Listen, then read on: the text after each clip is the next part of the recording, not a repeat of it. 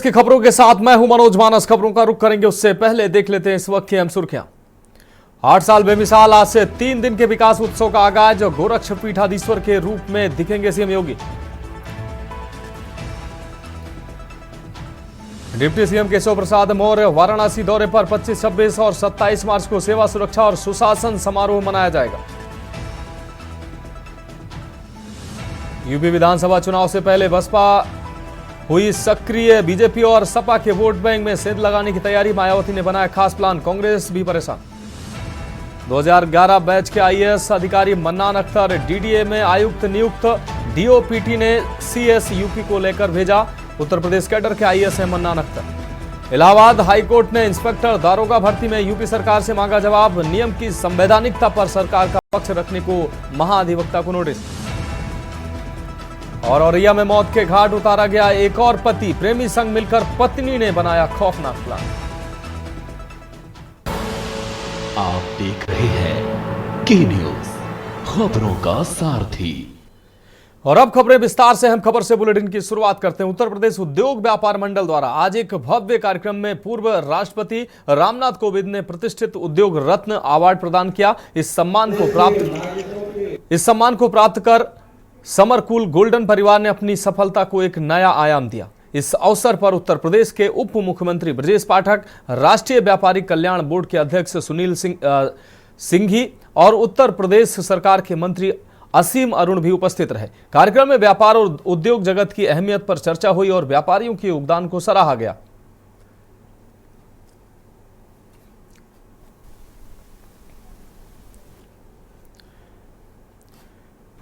और अगली अहम खबर राजधानी लखनऊ से, जहां उप मुख्यमंत्री ब्रजेश पाठक ने विक्रम संवत 2082 के उपलक्ष्य में प्रकाशित वैदिक 9 वर्षिका पत्रिका का विमोचन किया। उन्होंने कहा कि यह पत्रिका युवाओं को सनातन संस्कृति से जोड़ने में महत्वपूर्ण भूमिका निभाएगी। उन्होंने युवाओं को निराशा छोड़कर आत्मविश्वास बढ़ाने का संदेश दिया। इस अवसर पर दीप महायज्ञ के मुख्य संयोजक अभिषेक खरे, अध्यक्ष राजेंद्र अग्रवाल, संपादक ज्ञान प्रकाश श्रीवास्तव समेत कई गणमान्य लोग उपस्थित रहे। पत्रिका में महाकुंभ 2025, सनातन धर्म की महत्ता, युवा जागरण सहित कई विषय शामिल हैं जो समाज को एकजुट करने में सहायक होंगे।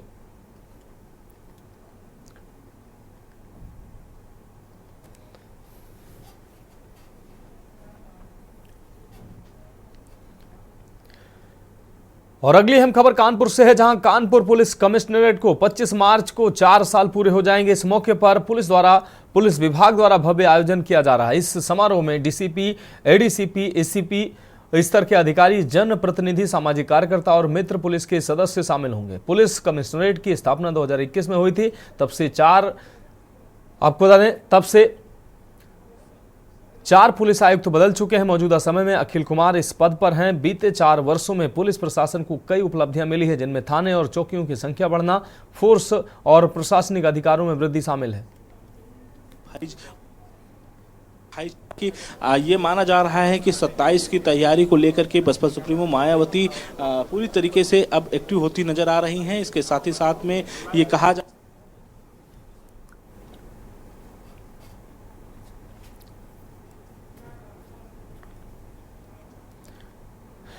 बढ़ेंगे अगली अहम खबर की ओर। राजधानी लखनऊ में आज बसपा सुप्रीमो मायावती ने ओबीसी समाज के साथ विशेष बैठक की। बैठक बसपा कार्यालय में आयोजित की गई। इसमें ओबीसी समाज के नेता शामिल हुए। बैठक में ओबीसी समाज के हितों पर चर्चा की गई। वहीं बीएसपी की बैठक के बाद निकले पदाधिकारियों ने कहा कि आज यहां अन्य पिछड़ा वर्गों के लोगों के साथ राज्य स्तरीय विशेष बैठक में दलितों की तरह ही पिछड़े वर्गों के लोगों के प्रति केंद्र व राज्य सरकारों के जातिवादी, द्वेषपूर्ण, हीन व संकीर्ण रवैये के कारण हर स्तर पर उनकी उपेक्षा, शोषण, तिरस्कार आदि का अपमान झेलते रहने से मुक्ति पाने के लिए अपने मसीहा परम पूज्य बाबा साहब अम्बेडकर के संघर्ष के अनुरूप बहुजन समाज के सभी अंग को आपसी भाईचारा के आधार पर संगठित करके व राजनीतिक शक्ति बनकर वोटों के जरिए सत्ता की मास्टर चाबी प्राप्त करने के संकल्प को और अधिक ऊर्जा, तीव्रता के साथ सार्थक बनाने के लिए नया जोरदार अभियान शुरू करने का फैसला लिया गया है।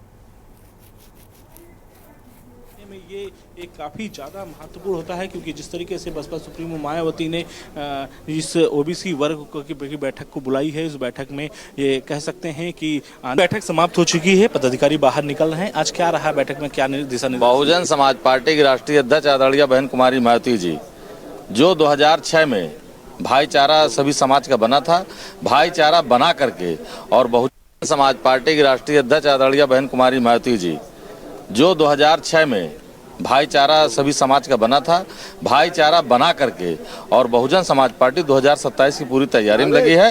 और 2027 में बहुजन समाज पार्टी जिस तरह 2007 में सरकार बनी थी, 2027 में भी बहुजन समाज पार्टी की पूर्ण बहुमत की सरकार बनेगी। जैसे अखिलेश यादव पीडीए को लेकर चल रहे हैं, क्या उसी तर्ज पे बसपा भी इस कदम पे आगे बढ़ती नजर आ रही है? पीडीए के क्या मतलब है? पीडीए का मतलब परिवारवादी पार्टी। माननीय अखिलेश यादव जी सांसद, डिम्पल यादव जी सांसद, प्रतीक यादव जी सांसद, शिवपाल जी, पूरा परिवार उनका सांसद है। बहुजन समाज पार्टी सर्व समाज की पार्टी है। और आपने देखा 2007 से 12 तक की जो सरकार चली, और 4 बार के शासन काल में सर्जन हिताय सर्जन सुखाय के तहत, चाहे ब्राह्मण का बेटा रहा हो, चाहे क्षत्रिय का बेटा रहा हो, चाहे लोहार कुम्हार का बेटा रहा हो, चाहे यादव का बेटा रहा हो, यहाँ तक कि मौर्य का बेटा हार गया, उसको भी आदरणीय बहन कुमारी मायावती जी ने अपने साथ कैबिनेट की शपथ दिलाने का काम आदरणीय बहन कुमारी मायावती माननीय बहन जी ने ओबीसी समाज को जोड़ने के लिए, ओबीसी समाज में भाईचारा पैदा करके सबको सर्व समाज को जोड़ने के लिए आदेश माननीय बहन जी ने दिया। ओबीसी वर्ग जिस तरीके से अखिलेश यादव लेके चल रहे थे, पीडीओ को लेके चल रहे थे, क्या वहां से वोट बैंक खींचने का अब देखा जा रहा है? ओबीसी समाज तो बहुजन समाज पार्टी में पहले से जुड़ा हुआ है। वो थोड़ा सा जो माननीय अखिलेश जी कह रहे हैं कि पीडीए का जो उन्होंने बनाया है, वो तो एक खोखला वो है, उसमें कोई कुछ दिखाई नहीं देता ओबीसी। आज जो ओबीसी सारी टोटल मीटिंग जो हुई है, सब ओबीसी समाज की हुई है। और आज जब से माननीय बहन जी ने ओबीसी समाज की मीटिंग बुलाई है, और सारे ओबीसी समाज के लोग जो भी माननीय बहन जी ने पदाधिकारी बनाए हैं, वो बड़े जोश के साथ अपने घर पे थे कि माननीय बहन जी ने हमको बुलाया है। तो आज 2017 हम 2000 की तरफ पूर्ण रूप से 5वीं बार सरकार बनाएंगे। भाईचारा कमेटी में लोगों को रखा गया क्योंकि लिस्ट लगातार आ रही, तो लगभग कितने लोग होंगे? नहीं, माननीय बहन जी ने जिला स्तर पर गठन किया है कि जिला संयोजक एक ओबीसी समाज का बनाया है, उसके साथ एक एससी समाज का जिला संयोजक बनाया है, और विधानसभा लेवल पर विधानसभा संयोजक माननीय बहन जी ने अभी कहा जो जिला जो ओबीसी समाज के लोग उसको बनाने का काम करेंगे। ऐसा है, लोगों का कहना होता है वो कुछ भी कह देते हैं, लेकिन माननीय बहन जी जो है वो सर्वजन सुखाय की नीतियों पर ही आते हैं। माननीय बहन जी एक ऐसी नेता हैं जिनका नेतृत्व जो है वो आयरन लेडी नेतृत्व है, और सर्व समाज में बहुत ही सुलझी हुई नेता है। सर्व समाज बहन जी की स्वीकारता करता है। योगी जी के 8 साल को आप कैसे देख रहे हैं? क्योंकि लोग कल तो बड़ी तारीफें हुई हैं, बड़ी जम करके उन्होंने कहा है कि 8 साल बेमिसाल। अपना मुंह मिट्ठू मियाँ तो कोई भी कह सकता है। हाथ कंगन कुंवार से क्या, पढ़े लिखे को फारसी क्या। लोनी विधानसभा 53 से उन्हीं के अपने 2 बार के दूसरी बार के विधायक नंद किशोर गुर्जर जी अपनी सरकार की पोल खोल रहे हैं। वो खुलेआम कह रहे हैं कि लोगों को बहकाया जा रहा है कि यूपी में रामराज चल रहा है। रामराज तो कहीं है ही नहीं। जब उन्हीं की सरकार का एक चुना हुआ दूसरी बार का प्रतिनिधि अपनी सरकार के लिए धरने पे बैठ रहा है, पुलिस वालों को पीट रहा है, वो कह रहा है कि प्रमुख सचिव और गाजियाबाद के कमिश्नर मिलकर गायों को कटवा रहे हैं, इस सरकार में भ्रष्टाचार हो रहा, तो काहे की 8 साल की सरकार क्या उपलब्धि है? क्योंकि आम आदमी हिम्मत नहीं कर पा रहा है, उनका तो विधायक ही उनकी पोल खोल रहा है। आम आदमी बहुत ही सरकार में त्रस्त है, किसान त्रस्त है, नौजवान त्रस्त है। इस सरकार में क्या हो रहा है कि नौजवान को गुमराह किया जा रहा है। जब वो धार्मिक काम में होता है तो उसमें फूल बरसाए जाते हैं, लेकिन जब वो अपनी जीविका चलाने के लिए रोजगार मांगता है तो फिर उस पर लठ चलाया जाता है। बहुत ही 8 साल प्रदेश को पीछे चला गया है, और इसमें इस सरकार में चाहे किसान हो, नौजवान हो, महिला हो, सबकी अनदेखी हुई है। कुछ ही खास लोगों को आगे बढ़ाया जा रहा है, और ये अपने मुंह अपनी बढ़ाई कर रहे हैं, इससे ज़्यादा कुछ भी नहीं है। भाईचारा कमेटी के अलावा भी 27 की तैयारी में कुछ और बसपा की तरफ से दिशा निर्देश? 27 की तैयारी माननीय बहन जी का जो है बूथ मैनेजमेंट इतना मजबूत है कि मान्यवर कांशीराम साहब और बहन जी ने मिलकर इस देश की राजनीति में दिशा बदल दी। तो माननीय बहन जी को राजनीति की इतनी समझ है कि देश ही नहीं विश्व लेवल पर माननीय बहन जी जैसा कोई भी नेता नहीं है। और माननीय बहन जी 2027 में इस प्रदेश की खुशहाली के लिए, इस देश में युवाओं के लिए, प्रदेश में युवाओं के लिए बहुत ही अच्छा संदेश दे रही हैं, और भाईचारा बहन जी को स्वीकार कर रहा है। हमसे बातचीत करने के लिए इतने पदाधिकारी जो कि पार्टी कार्यालय से निकलते हुए उन्होंने कहा कि जिस तरीके से बहन जी ने भाईचारे का संकल्प लिया है और साथ जो भाईचारा कमेटी है ये आने वाली 2027 के चुनाव में काफ़ी ज़्यादा कारगर सिद्ध होती हुई नजर आएगी। कैमरामैन आदित्य तिवारी के साथ मैं संदीप मिश्रा, के न्यूज़, लखनऊ। तो खबरों में फिलहाल वक्त एक ब्रेक का है, जल्द हाजिर होंगे। आप देख रहे हैं के न्यूज़, खबरों का सारथी। ब्रेक के बाद खबरों में एक बार फिर से आपका स्वागत है। रुक करेंगे अगली अहम खबर का। कानपुर पुलिस कमिश्नरेट को 25 मार्च को 4 साल पूरे हो जाएंगे। इस मौके पर पुलिस विभाग द्वारा भव्य आयोजन किया जा रहा है। इस समारोह में डीसीपी, एडीसीपी, एसीपी स्तर के अधिकारी, जनप्रतिनिधि, सामाजिक कार्यकर्ता और मित्र पुलिस के सदस्य शामिल होंगे।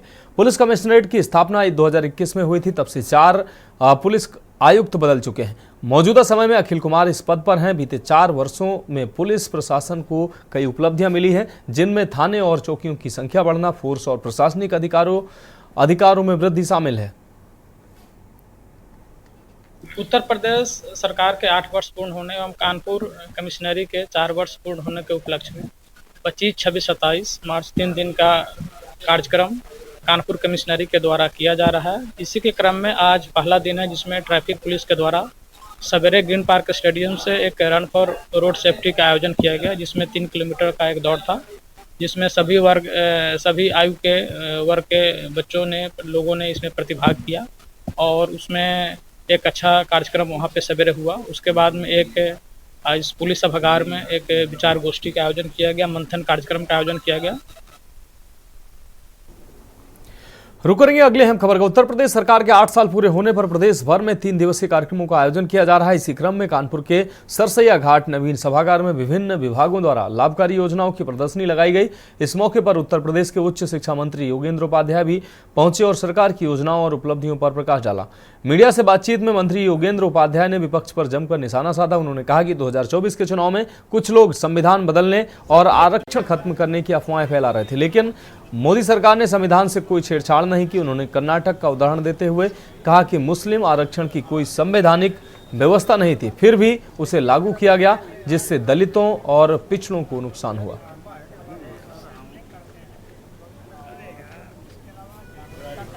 जो लोग संविधान की किताबियां लेकर पूरे देश में घूम रहे थे, राजनीतिक ठगी की थी जिन्होंने 24 के चुनाव में कि ये संविधान को बदल देंगे, आरक्षण समाप्त कर देंगे, वो अगर मोदी जी तीसरी बार आ गए तो मोदी जी तीसरी बार भी आ गए। पूरे विश्व ने देखा, दुनिया ने देखा, उन्होंने भी देखा कि ना तो संविधान बदला गया, ना आरक्षण समाप्त हुआ। संवैधानिक अधिकार, जो संवैधानिक व्यवस्था है, उनको छेड़खानी करना या बदलना, ये उन्होंने ही किया है जो कर्नाटक में हुआ है। ये हमारा बेसिक शिक्षा का स्टॉल है। हमारी बेसिक शिक्षा की जो उपलब्धियां हैं उनको दर्शाया गया है इसमें। किस प्रकार हम बच्चों को 1200 रुपए पर वर्ष देते हैं और उससे वो अपनी ड्रेस, जूते और बैग का खरीदते हैं, तथा ये हमारे स्कूलों का मॉडल है। जिस प्रकार हमारे विद्यालय किस प्रकार से बने हुए हैं, कायाकल्पित हुए हैं, उसके लिए भी हर एक विद्यालय में एक धनराशि आवंटित की गई है और बच्चों को निःशुल्क पुस्तकें मिलती हैं और बच्चों को मिड डे मील मिलता है। और इस बीच गौतम बुद्ध नगर के नोएडा से बड़ी खबर सामने आ रही है। अफसर का धमकी भरा वीडियो सामने आया है। एएम राकेश शुक्ला ने जनता को दी धमकी। तो नोएडा से यह खबर, पानी की किल्लत पर सवाल उठाने वालों पर बरसे हैं। अधिकारी के रवैये से लोगों में आक्रोश देखने को मिल रहा है। इस वक्त की अहम खबर नोएडा से आपको दिखा रहे हैं। प्रशासन से कार्रवाई की मांग की गई है। प्राधिकरण ने जांच शुरू की है। ये तस्वीरें सामने आई हैं, आप देख सकते हैं। जनता बोली समाधान नहीं, धमकी मिल रही है। तो धमकी का वीडियो साफ तौर पर सामने आया है, सोशल मीडिया पर वायरल भी हो रहा है। अफसर पर कार्रवाई होगी या उसका बचाव होगा, ये देखने वाली बात है। ग्रेटर नोएडा से खबर आपको दिखा रहे हैं। अफसर का धमकी भरा वीडियो सामने आया है। सोशल मीडिया पर जमकर यह वीडियो वायरल हो रहा है। एएम राकेश शुक्ला ने जनता को धमकी दी है। भैया पानी से संबंधित है, जेई है, ठीक है। मैनेजर साहब हैं। 3 दिन पहले आप लोगों को पता चल गया था कि भाई पानी की पाइपलाइन फट गई है। आप ये बताइए कितने टैंकर चल रहे हैं? 6 टैंकर चल रहे हैं। आपके हिसाब से दोनों सेक्टर में कितने लोग रह रहे हैं?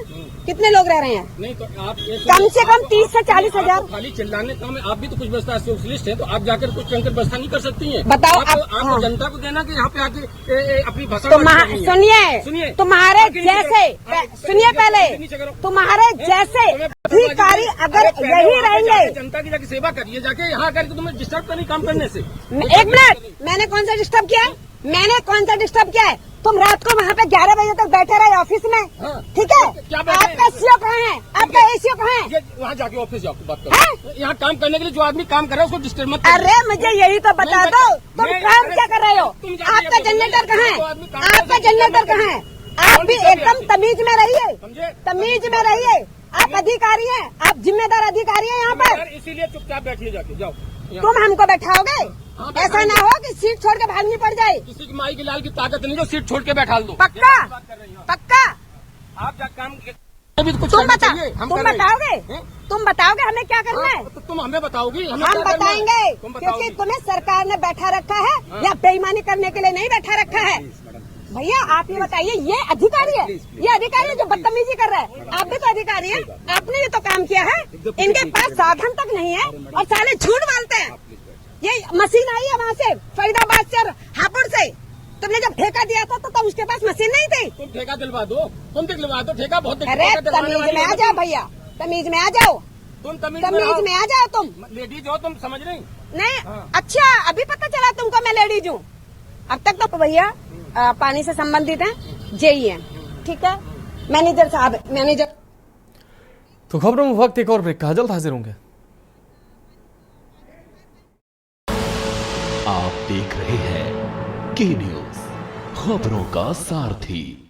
रुक करेंगे अगली अहम खबर का। प्रदेश में औरंगजेब को लेकर सियासी बवाल थमने का नाम नहीं ले रहा। समाजवादी पार्टी जहां उसे राष्ट्रीय नायक के तौर पर पेश करने की कोशिश में जुटी है, वहीं भाजपा ने भी अब इस मुद्दे पर आक्रामक रुख अपना लिया है। कानपुर में higher education minister Yogendra Upadhyay ने कहा कि एक आक्रांता का महिमा मंडन करना सनातन मूल्यों के खिलाफ है। उन्होंने समाजवादी पार्टी पर हमला बोलते हुए कहा कि जो औरंगजेब अपने ही पिता को कैद कर सकता है वह सिर्फ समाजवादी पार्टी का नायक हो सकता है, भाजपा का नहीं। इस बीच भाजपा नेता शैलेंद्र दीक्षित ने शास्त्री नगर में औरंगजेब के पोस्टर जारी किए जिनमें उसके जीवन के कृत्यों को उजागर किया गया। भाजपा कार्यकर्ताओं द्वारा शहर में ऐसे पोस्टर बांटे जा रहे हैं जिससे यह मुद्दा और अधिक गर्माता नजर आ रहा है।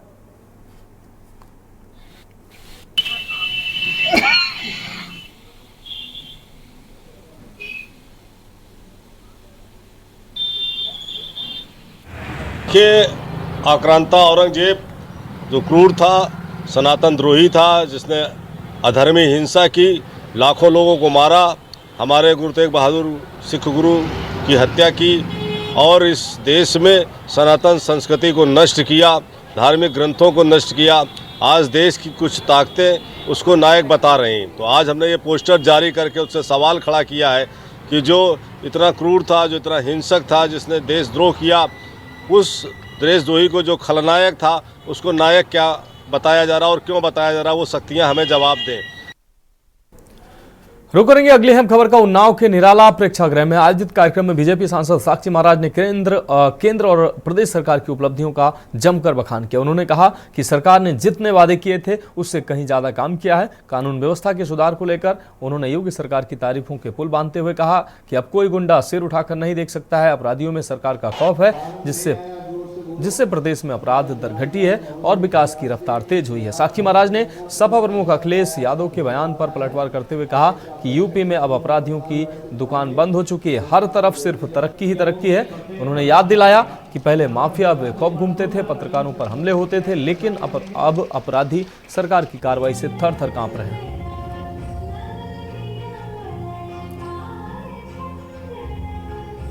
जिस एजेंडे के साथ सरकार में आए थे उससे कई गुने ज़्यादा काम करके दिखाए हैं। एक लाइन में अगर मैं कहना चाहूँ तो 8 साल बेमिसाल, चारों तरफ प्रशंसा हो रही है।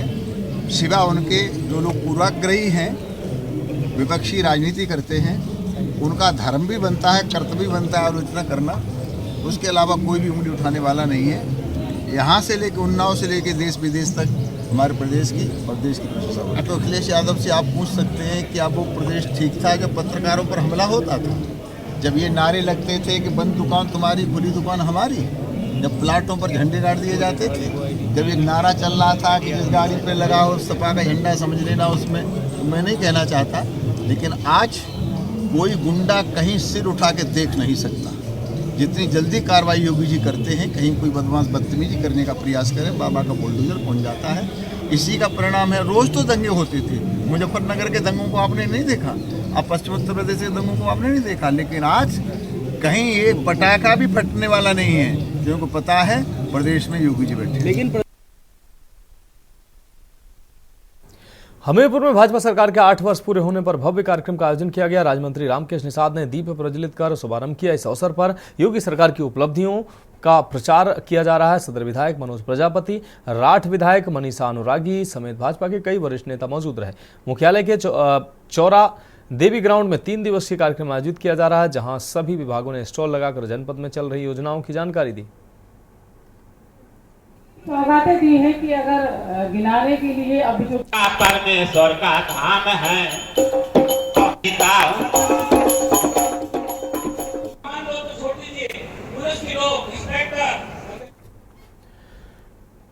अब रुक करते हैं अगली अहम खबर का। खबर अंबेडकर नगर से है, जहां बीजेपी सरकार के 8 वर्ष पूरे होने पर कलेक्ट्रेट परिसर में 3 दिन के लिए विभागों के स्टॉल लगाकर योजनाओं को प्रदर्शित करने के लिए कार्यक्रम का आयोजन किया गया। कार्यक्रम में मुख्य अतिथि के रूप में विधान परिषद सदस्य व प्रदेश महामंत्री गोविंद नारायण शुक्ल पहुंचे। साथ ही एमएलसी हरिओम पांडे, विधायक धर्मराज निषाद, बीजेपी जिलाध्यक्ष त्रियंबक तिवारी भी मौजूद रहे। परिसर में लगे स्टॉल का सबसे पहले प्रदेश महामंत्री ने फीता काटकर शुभारंभ किया। उसके बाद बारी बारी से लगे स्टॉल को उनके द्वारा देखा गया। इस दौरान जल निगम, पंचायती राज विभाग द्वारा लगाए गए स्टॉलों को देखा। प्रदर्शित मॉडल की प्रशंसा भी आगंतुकों के द्वारा की गई। वहीं दिव्यांग विभाग द्वारा आयोजित दिव्यांगों को माला पहनाकर रवाना किया गया। इसके अलावा इरफान हैदर दिव्यांग व्हीलचेयर राष्ट्रीय स्तर का टीम का प्रतिनिधित्व करने के लिए डीएम ने उनको प्रशस्ति पत्र भी दिया। महामंत्री प्रेस आपको बता दें, महामंत्री ने प्रेस वार्ता की। प्रदेश महामंत्री गोविंद नारायण शुक्ल ने प्रेस वार्ता के दौरान कई बातें सरकार की उपलब्धियों को लेकर कही।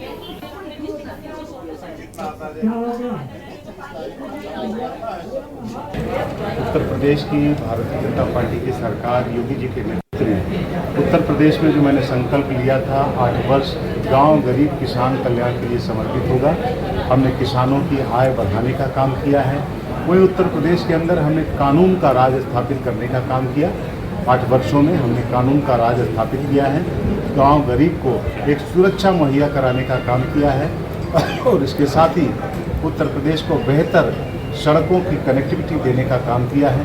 उत्तर प्रदेश आज कह सकता हूँ एक्सप्रेस वे प्रदेश के रूप में जाना जाएगा। उत्तर प्रदेश में 15 से अधिक इस प्रकार के एक्सप्रेस वे हमारे पूर्ण हो रहे हैं, जहाँ उत्तर प्रदेश में सड़कें आज हम 12 से अधिक प्रतिदिन नवनिर्माण करने का काम करते हैं। प्रति घंटे के हिसाब से काम करने का पूरा काम करते हैं। वही मैं कह सकता हूँ किसानों को खाद हो, 18 घंटे बिजली, 20 घंटे बिजली और शहरी क्षेत्रों में 24 घंटे बिजली देने का भी काम हमारी सरकार ने किया है। बढ़ेंगे अगली अहम खबर की ओर। इटावा में 3 दिवसीय मेले का भव्य शुभारंभ हुआ, जिसमें उत्तर प्रदेश सरकार के उत्कर्ष 8 वर्ष सेवा, सुरक्षा, सुशासन थीम पर प्रदर्शनी लगाई गई। इस मेले का उद्घाटन भाजपा सदर विधायक सरिता भदौरिया ने फीता काटकर किया। इस प्रदर्शनी में प्रदेश सरकार की उपलब्धियों और जन कल्याणकारी योजनाओं की जानकारी देने के लिए विभिन्न सरकारी विभागों के स्टॉल लगाए गए। इन स्टॉलों पर जनता को सरकारी योजनाओं का लाभ देने की प्रक्रिया और उनके फायदे बताए गए। एक बहुत बड़ी घोषणा उत्तर प्रदेश के मुख्यमंत्री ने इस बजट में की है कि हमारी बेटी जो अपने विद्यालय में पहले और दूसरे और तीसरे स्थान पर आएगी, उसको स्कूटी देने की बात कही है। तो हमारी बेटियों में एक उत्साह बढ़ा है, एक होड़ लगी है पढ़ने की। खेल के क्षेत्र में, शिक्षा के क्षेत्र में, स्वास्थ्य के क्षेत्र में आज उत्तर प्रदेश में सर्वाधिक मेडिकल कॉलेज है, सर्वाधिक एयरपोर्ट वाला क्षेत्र है उत्तर प्रदेश, सर्वाधिक एक्सप्रेस वे बने हैं। तो हर क्षेत्र में विकास के माध्यम से, और जहां हम बड़े बड़े काम कर रहे हैं वही छोटे छोटे कामों की ओर भी ध्यान दे रहे हैं, चाहे वो हमारा उद्यान विभाग हो, पशुपालन विभाग हो,